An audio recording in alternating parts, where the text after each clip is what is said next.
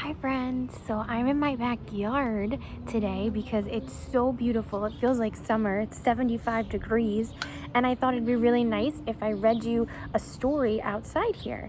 So this story is super special because it's written by our favorite author who also wrote the Piggy and Gerald books. Does anyone remember his name? I hope that you told somebody or you said it out loud. Yes, his name is Mo Willems, and he was the author of all the wonderful Piggy and Gerald books, and also of this book that's titled Goldilocks and the Three Dinosaurs. I saw it at the store and I couldn't help but get it because I was so excited to read another one of his books. So I know that we've definitely heard the story of Goldilocks and the Three Bears, but I want you to take a minute and make a prediction about what you think is going to happen in this story called Goldilocks and the Three Dinosaurs. Tell someone or tell your brain, say it in your head, make a prediction. All right. And what's so special about the read aloud this week that we're going to do is I'm going to shout out some of your names. So if I don't say your name this time, don't get sad. I might say your name next time, but it's just a way for me to see who's paying attention. So let's get started. Goldilocks and the Three Dinosaurs.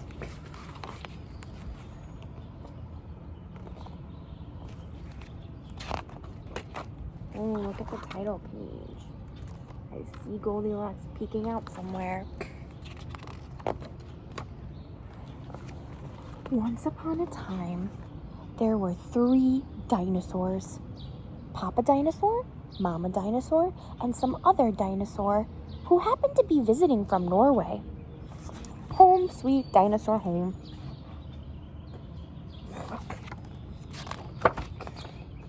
One day, for no particular reason, the three dinosaurs made their beds, positioned their chairs just so, and cooked 3 bowls of delicious chocolate pudding at varying temperatures. Does anyone know what varying temperatures mean? That means different. Varying is similar to different. So different temperatures. Maybe some of the pudding was hot.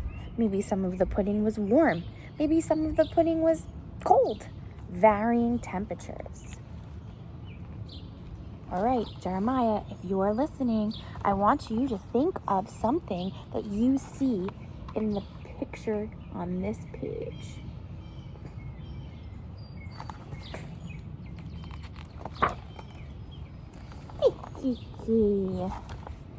Oh boy, said Papa Dinosaur. Dinosaur in his loud, booming voice. It is finally time to leave and go to the, someplace else. Yes, continued Mama Dinosaur, I sure hope no innocent little succulent child happens by our unlocked home while we are, someplace else.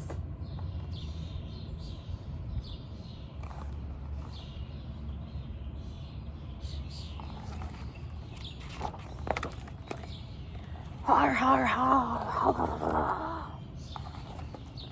Then the other dinosaur made a loud noise that sounded like a big, evil laugh, but was probably just a polite Norwegian expression.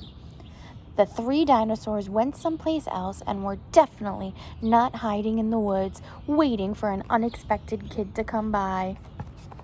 Anderson, what do you think they're going to do next?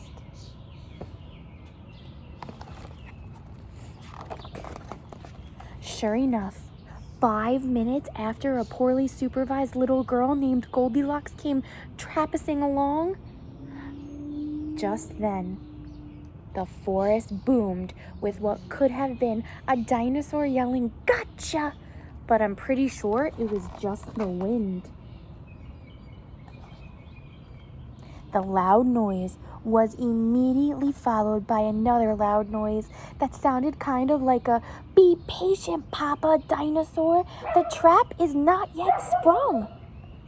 But that could have been a rock falling or even a squirrel. Shay likes the story. Either way, Goldilocks was not the type of little girl who listened to anyone or anything. For example, Goldilocks never listened to warnings about the dangers of barging into strange, enormous houses. So as soon as Goldilocks came across a strange, enormous house, she barged right in. Natalie, do you know what the word barged means? If you said like pushed or went in fast, you would be right. Look at her. She's kind of like running in, right?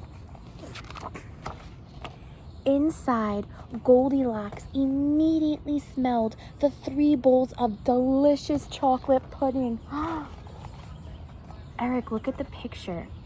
How do you think Goldilocks is feeling now?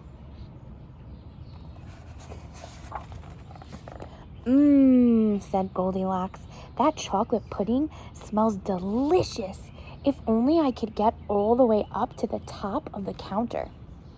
Then Goldilocks noticed a very tall ladder that just happened to be there and certainly wasn't left on purpose.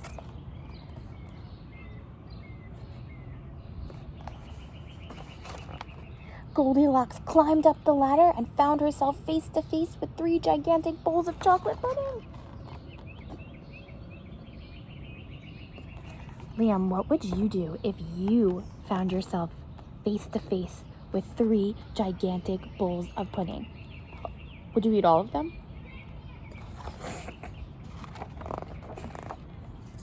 The first bowl of chocolate pudding was too hot, but Goldilocks ate it all anyway because, hey, it's chocolate pudding, right? The second bowl of chocolate pudding was too cold, but who cares about temperature when you've got a big bowl of chocolate pudding? Not her. The third bowl of chocolate pudding was just right. But Goldilocks was on such a roll by now, she hardly noticed.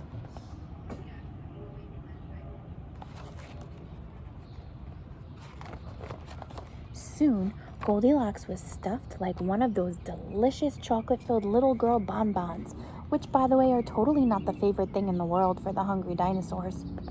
Tired and groggy, Goldilocks noticed 3 chairs in the living room, so she climbed down the ladder and walked out of the kitchen. Neji, what do you think she's going to do now after she noticed the 3 chairs? The first chair was too tall. The second chair was too tall. But the third chair,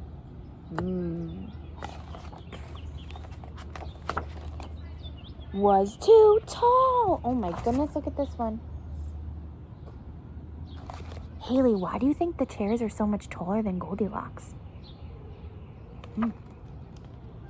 Goldilocks wasn't going to climb that high just to sit in some chair, so she hiked over to the bedroom. When she got there, Goldilocks noticed that the beds were also gigantically big. What is going on around here? Groaned the exhausted girl.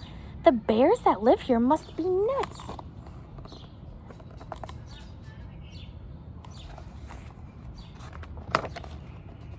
Just then filled the room a loud, booming noise that was either a passing truck or a dinosaur gloating. A few more minutes and she'll be asleep. Delicious chocolate-filled little girl. Bonbons are yummy when they're rested. Uh-oh. Look at the picture in the window. Even a little girl who never listens to anyone or anything had to hear that. Allison H., do you think that she noticed the dinosaurs up here? What do you think?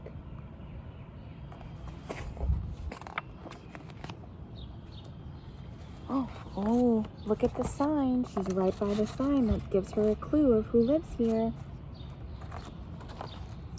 Goldilocks took a minute to stop and think, which was longer than she was used to stopping and thinking. Hey, she told herself, this isn't some bear's house. This is some dinosaur's house. Say what you like about Goldilocks, But she was no fool. As quickly as she could, she ran to the back door and got out of there. How is she feeling now, Hazel? Look at her face. Just then, a loud plane flew by, which sounded pretty much like a trio of dinosaurs yelling, "Now!" or "Charge!" or the Norwegian expression for "Chewy bonbon time!" Suddenly and completely coincidentally, the three dinosaurs rushed through the front door. But they were too late.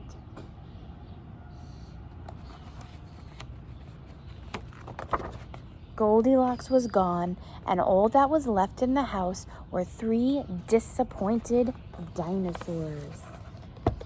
Matthew J., why do you think they're disappointed now? The end.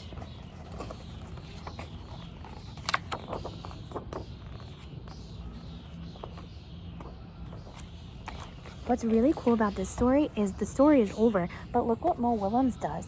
He has some more after the story. Let's see what he wrote here. It says, and the moral is, that means the lesson is, if you ever find yourself in the wrong story, leave.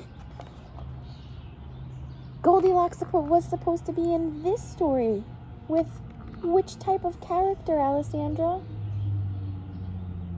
Right, bears, not dinosaurs. And the moral or lesson for dinosaurs is lock the back door. Why would locking the back door be good for the dinosaurs to do next time, Ileana? Exactly right. So no little sneaky girl can come in their house.